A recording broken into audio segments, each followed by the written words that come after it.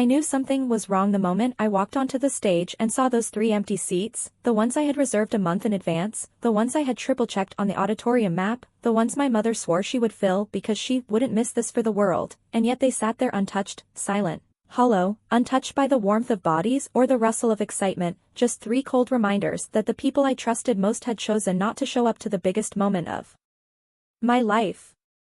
The lights above were blisteringly bright, flashing across my vision in sharp white beams that made my eyes water, but I couldn't blame the brightness because the sting came from somewhere deeper, somewhere bruised, somewhere I had spent years pretending didn't hurt anymore.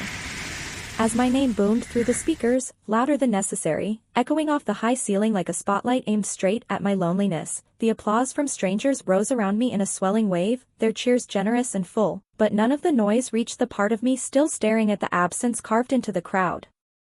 It was as if the entire auditorium had contracted around those 3 vacant spots, pulling me in with a gravity that squeezed something fragile inside my chest. I walked across the stage anyway, because that's what you're supposed to do, because the world doesn't stop just because your heart wants to, and I shook the dean's hand with a smile that felt like it belonged to someone else entirely. The cameras flashed, and the moment was captured, proof that I had made it, but all the photos would never show the truth, that the one thing I wanted to see when I stepped off that stage simply wasn't there. After the ceremony, when the graduates flooded into the lobby in a blur of gowns and flowers and laughter that cracked like fireworks in the high space, I moved through the crowd like a ghost brushing past the living.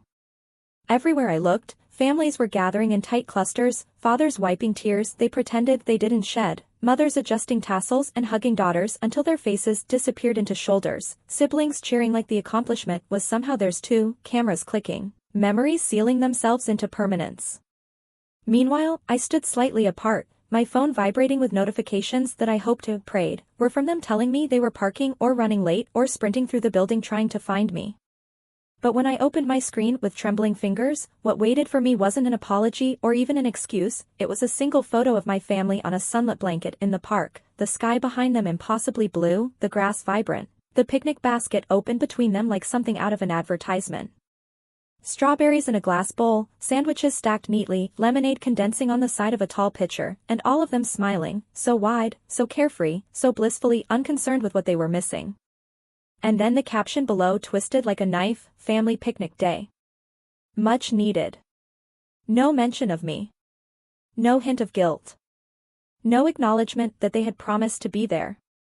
Just a cheerful broadcast of everything they had chosen instead of me. I felt something inside me fold in on itself, collapsing like a bridge whose cables had snapped under too much strain. My throat tightened, my breath thinned, and for a second the lobby blurred into muted colors and muffled noises, as if I were sinking underwater while the rest of the world floated above. My best friend, Maya, spotted me across the room and rushed over, her arms full of flowers her mother had insisted on bringing, because a milestone deserves something beautiful, and when she looked at my expression, her smile faltered. They really didn't show, she whispered, her voice soft, careful, already grieving on my behalf. I couldn't speak, so I just nodded, pressing my lips together to keep them from trembling. She hugged me tightly, the kind of hug that tries to hold together the pieces of someone falling apart, but I only felt heavier, like the sadness had settled deep into my bones. We took a few photos together because she insisted and because I didn't want to ruin her moment. But even in the images I could see the emptiness in my eyes, the stiffness of my smile, the way my body leaned slightly away from the celebration as if pulled by something dark and unseen. When I finally went home, the sun was starting to set, turning the sky orange and pink in a way that would have been beautiful if it hadn't felt like the end of something. The house was quiet at first, filled with that dim, still air that always clung to late afternoons. I walked through the doorway holding my diploma folder like it was something fragile, something sacred. I had imagined, naively, stupidly, that when they came back, they would rush inside with apologies on their tongues, explanations bubbling up, guilt softening their voices. But when the front door burst open, the smells of grass and sunscreen and cheap ice cream filled the house, and they entered laughing, breathless from the sun, still buzzing with the lightness of their picnic. My mother dropped her sun hat on the table and stretched her arms above her head with a content sigh. "Oh honey," she said when she finally noticed me standing there, "the traffic would have been awful. And the ceremony's so long, you know how those things are." My father chimed in before I could react, shaking his head as though he'd dodged some inconvenience. "We figured you'd understand." Besides, you didn't really need us there. You know we're proud. And then, God, my sister laughed. Not cruelly, not intentionally, just carelessly, that soft, breezy laugh people make when life is uncomplicated, when nothing inside them is breaking. But the sound of it carved straight through me. It was a reminder, not of malice, but of how little they thought their absence mattered. How easily they assumed I'd shrug it off. How small they imagined my heart to be. My diploma folder grew impossibly heavy in my hands, as if it absorbed every emotion I couldn't express. I stood there while they moved around me, chattering about ducks that chased them near the pond, about how the breeze felt perfect, about how they wished they'd packed more snacks because they hadn't expected to stay so long. My mother opened the fridge humming to herself, my father checked his phone, my sister took a selfie with flushed cheeks from the sun. Not one of them asked about my ceremony. Not one asked how I felt walking across that stage alone. Not one seemed to notice the rigid way I stood, or the way my fingers dug into the diploma as if trying to anchor myself in the moment.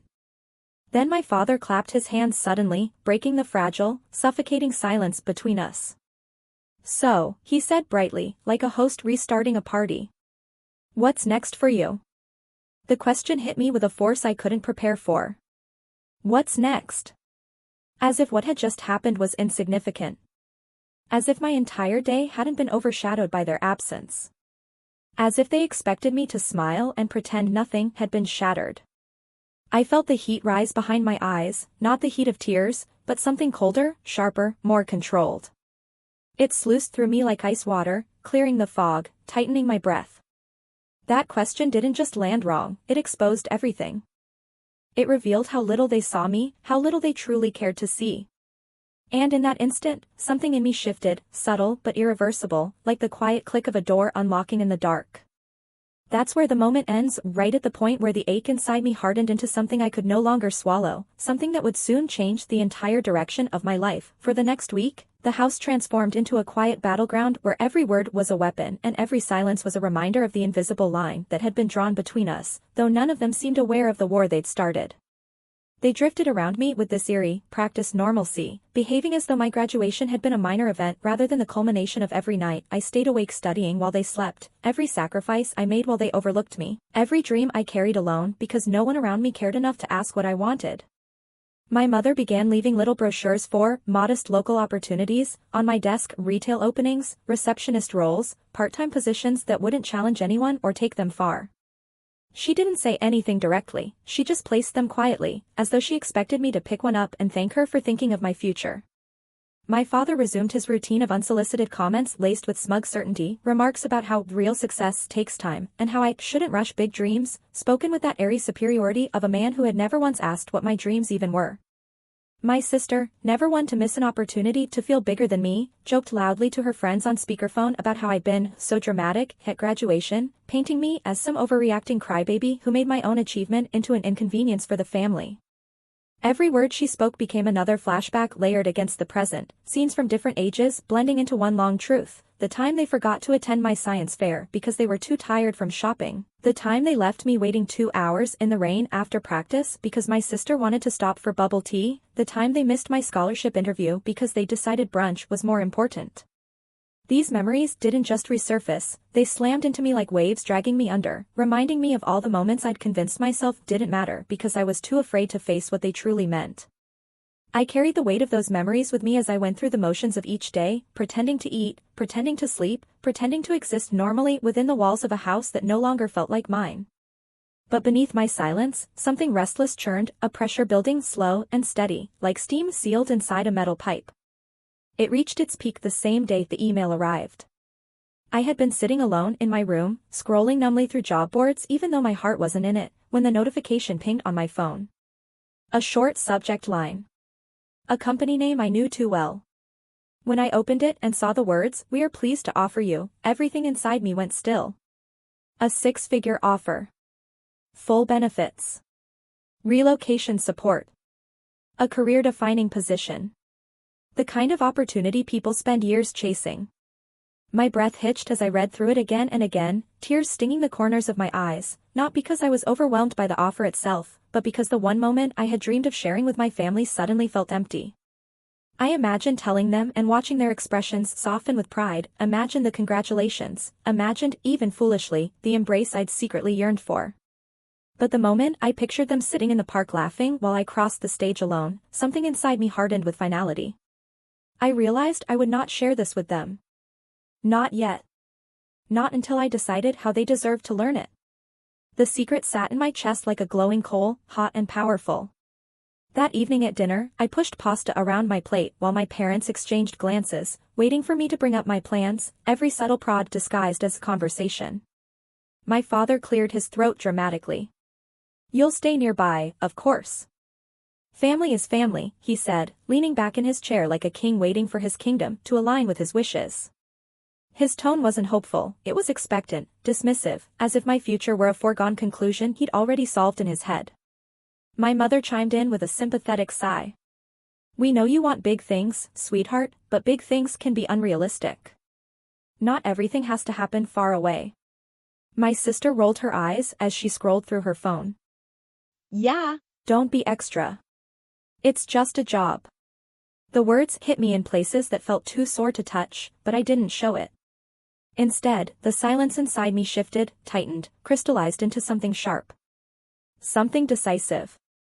I looked at them one by one, seeing each of their faces with a clarity I'd never had before, the casual entitlement in my father's expression, the performative concern in my mother's eyes, the smug boredom on my sister's face. These were the people I had tried so hard to please. These were the people whose approval I had chased like oxygen. But in their faces, I saw the truth. They didn't want me to succeed, they wanted me to stay manageable, convenient, small. My mother placed her fork down with a soft clatter and pressed her hand to her chest as if my silence were somehow rude. "Sweetheart, don't make this difficult. We're just trying to help you make good choices."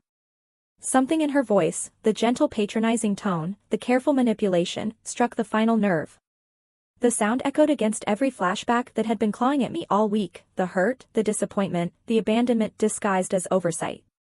My pulse thudded in my ears, my chest coiling with a tension so dense it felt like it might split open. Then I heard my sister snicker under her breath, whispering into her phone, "She's doing that quiet sulking thing again," and the last thread snapped. I felt the shift happen inside me, not explosive, not chaotic, but precise, cold, and irrevocable, like a single domino tipping the entire chain. My chair scraped against the floor as I stood abruptly. They all looked up, annoyed, surprised, unprepared. I kept my gaze steady, my voice unnervingly calm as I said, "You want to know what's next?" Their expressions flickered, curiosity, impatience, the faintest hint of discomfort. The air thickened around us, saturated with the weight of words I hadn't yet spoken, with the truth I'd been swallowing for years. This was the moment everything began to tilt, the moment the quiet, obedient version of me finally died. And everything that came after would be built on the ashes of this night. I walked to my room with their eyes burning into my back, my heartbeat slow and strangely steady, like my body already understood the inevitability of what would come next even before my mind fully caught up.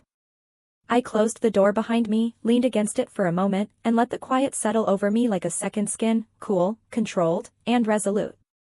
On my desk sat the envelope containing the offer that had already changed my life the moment I opened it, crisp paper humming with possibility, the company logo embossed at the top like a seal of an entirely different world waiting for me just beyond their reach. I picked it up, ran my fingers over the edges, and felt a surge of something fierce and cleansing rise from deep within, a sense of worth that had nothing to do with them, nothing to do with their approval, nothing to do with what they'd been willing to see. With the envelope in hand, I returned to the dining room where the three of them sat, frozen mid-motion, their forks hovering over plates of half-eaten pasta, their faces a mix of irritation and confusion because they were so used to me. Softening myself, quieting myself, swallowing everything that hurt. This time, I didn't soften. I placed the envelope in the center of the table with a soft, deliberate thud that seemed to echo through the room far louder than it should have. My father frowned, leaning forward with a look of constricted authority, the kind he wore when he thought he needed to reassert control. What is this?" he asked, but his voice didn't have its usual solidity, there was a wobble beneath it, a hairline crack. My sister stopped scrolling her phone and blinked twice, and for the first time in longer than I could remember, I had their full attention, not demanded, not begged for, but commanded. "A contract," I said, my voice steady and cold and undeniably mine. "My new job." 6 figures. And I'm moving. Silence slammed into the room like a dropped plate shattering against tile, sharp and irrevocable. My mother's mouth fell open slightly, confusion twisting into disbelief, disbelief twisting into something bordering on panic. She gave a short, breathy laugh, the nervous kind people use when they're trying to convince themselves that reality isn't shifting beneath them. Very funny, she said, reaching instinctively for the envelope. You're not moving out. Don't be ridiculous. But as her fingers brushed the edge, I placed my hand over it, stopping her with a simple touch that carried years of unspoken exhaustion, years of swallowed disappointment, years of being expected to shrink. My sister's eyes widened, her voice suddenly quiet. Wait, this is real, she whispered, like the concept of my life existing beyond their convenience was too foreign to comprehend. I didn't look at her. Instead, I straightened, drawing myself to my full height, not tall, not intimidating, just finally unafraid. I'm leaving, I said. End of the month. The words were clean, sharp, truthful, and their reactions only confirmed how necessary they were. My father pushed his chair back abruptly, the legs screeching against the floor with a harsh, grating sound that matched the strain in his voice. This is absurd, he said, standing as if height would give him power over the situation again. You're being dramatic. You can't just walk away from your family. We raised you. The words, we raised you, hit me like a thrown stone, not because they were painful, but because they revealed exactly how they saw me, as a possession, an obligation, a project expected to repay its investment with obedience. I met his gaze calmly, unshaken.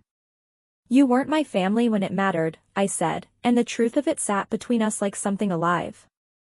My mother's eyes watered, not with remorse, but with fear, the fear of losing control, losing face, losing the child she had only valued when convenient. You're misunderstanding us, she said quickly, her voice pitching high. We just want what's best for you. And what's best is staying close to people who love you. Her words wrapped themselves in affection, but the undertone was unmistakable. She wanted me close because it made her life easier, because my presence filled the gaps she didn't want to acknowledge. I pulled the envelope closer to my chest, not protectively, but symbolically. You chose a picnic over me, I said softly, and the softness made it land harder. Remember that the next time you wonder why I stopped choosing you. My sister opened her mouth like she meant to argue, but no words came out, just a small, strangled sound of disbelief as she processed the idea that I wasn't orbiting her anymore. The fallout came fast, raised voices, guilt-laced pleas, panicked bargaining disguised as concern. They cycled through every tactic they had ever used on me, dismissal, anger, pity and manipulation. But none of it reached me. I stood there like a shoreline absorbing waves, unmovable. The contract stayed on the table, silent and unshakable proof that the world beyond them saw value in me they had never cared to recognize. By the end of the night, the screaming had faded into exhausted muttering, then into a tense, trembling silence that stretched into the next day, and the next, and the next. They didn't ask me to reconsider again, not directly. Instead, they walked on eggshells, watching me from doorways with an unease that bordered on dread, as though my existence suddenly scared them. And maybe it did. Maybe it terrified them that the girl they had molded into quiet compliance had found a version of herself that didn't need their approval to breathe. Packing took a week, though I'd already mentally left long before the boxes were taped shut. I moved through the house with a strange clarity, taking only what belonged to me, leaving behind anything tied to guilt or obligation. My mother hovered near my doorway some nights, opening her mouth as if to speak but never following through. My father retreated into silence, a proud man trapped in the crumbling architecture of his own authority. My sister alternated between cold detachment and fragile attempts at connection, but neither broke through the calm that wrapped around me like armor. On the morning I left, the air outside was cool and sharp, sunlight spilling across the driveway in long, clean streaks. I loaded the last box into the trunk and closed it gently, savoring the finality of the sound. Inside the house, shadows moved behind curtains, 3 silhouettes watching but refusing to step outside, refusing to face the consequence they had forged with their own indifference. No hugs. No apologies. No forced smiles. Just the quiet acknowledgement that something irreversible had taken place. I slid into the driver's seat, gripping the steering wheel lightly, and for the first time in years, the air in my lungs felt clean. As the engine hummed to life and I backed out of the driveway, I didn't look toward the windows. I didn't need to. The past was behind those walls. My future wasn't. I drove away slowly at first, then faster as the distance grew, the house shrinking in the rearview mirror until it was nothing but a shape, then a speck, then gone. And when the road opened ahead of me, wide, sunlit, full of everything I had fought for, one quiet, steady thought settled over me like truth: some absences teach you more than any presence ever could.